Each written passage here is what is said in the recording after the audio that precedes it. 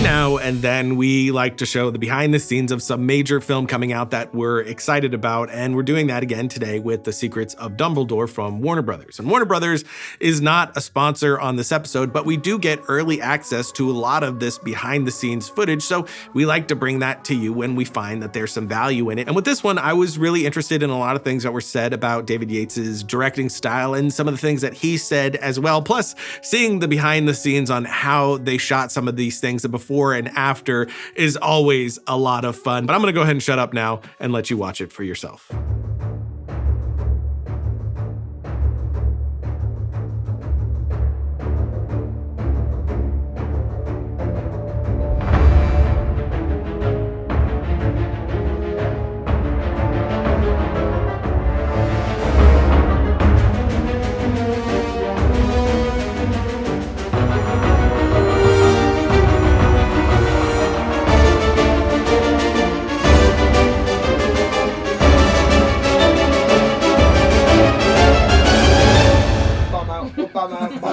Please be a nice little cushion there. The films offer a great latitude that have always offered a great, Beast 3's got a little horror movie in the middle of it with the manticores. It's got a love story at the heart of it. It's got an action sequence. I get to do all these different genres in one. So from a filmmaking point of view, I'm never going, I've just done that.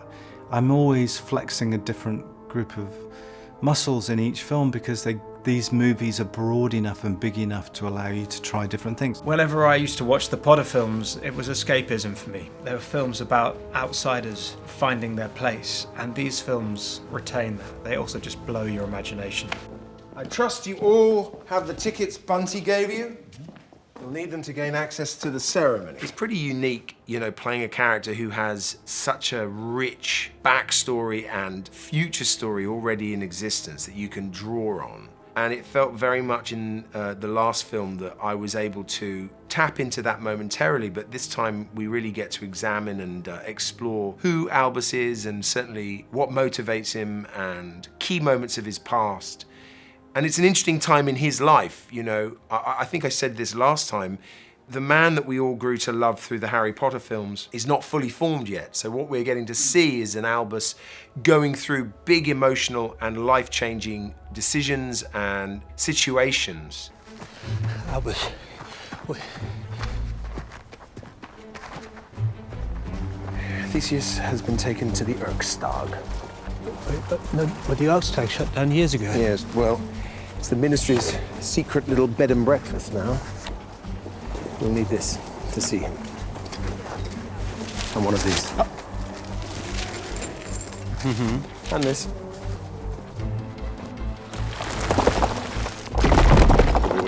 Wait. Where do I start with Jude? Because he is such a pleasure to work with. Very passionate about digging into the side of Dumbledore that we're not so familiar with. The sort of darker, more melancholic side of Dumbledore. The Dumbledore who's dealing with grief and a sense of guilt about building this destructive ideology with Grindelwald. So those are sort of colours that we haven't necessarily seen before. And also a version of Dumbledore which is this real rebel and revolutionary, if you like. Mr. Kowalski. My pleasure.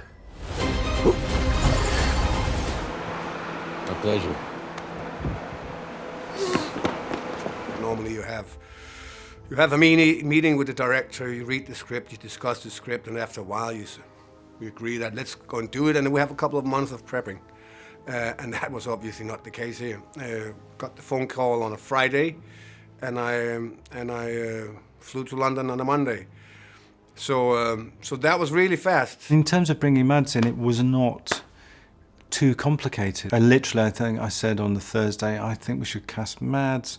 I ran it past Joe, David, the studio. Everyone said, yeah, Mads would be great. I literally was on the phone to him that Saturday.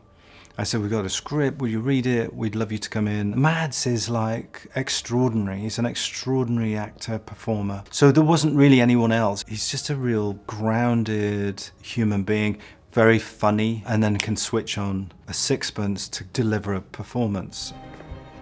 Excuse me. David is an interesting director. I don't think I've ever worked with anyone who never said no. No, not like that. He's really pleased with what we do, you know.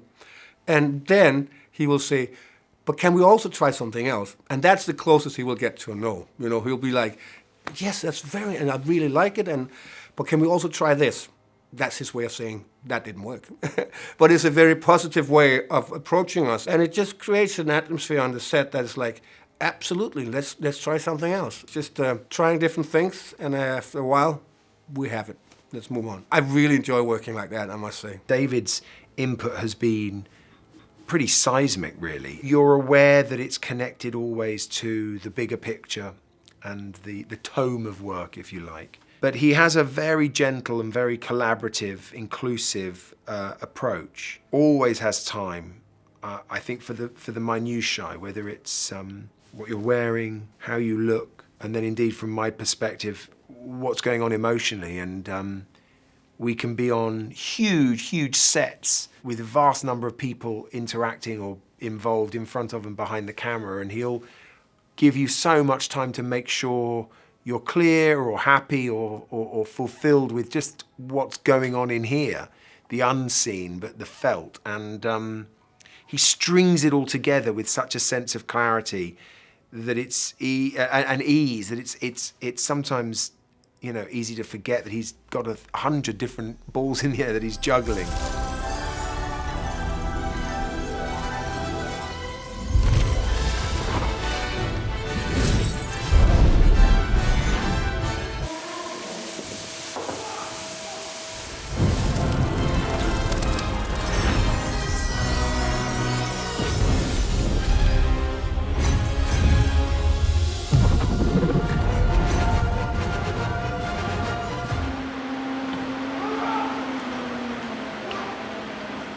So I come out, and I thought I was playing it perfectly. And he comes up to me and he goes, that was fabby. I loved it. It was fabby.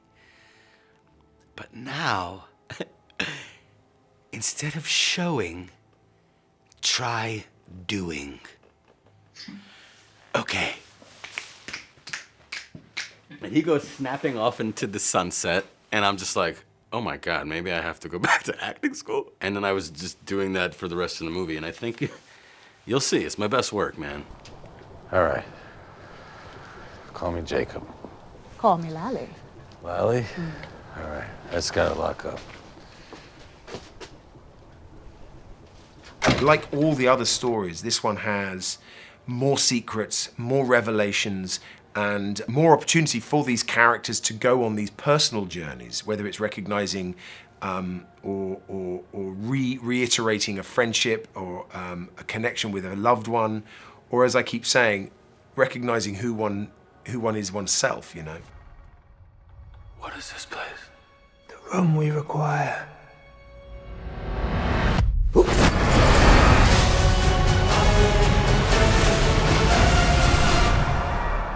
Correct. 3 points to Hufflepuff.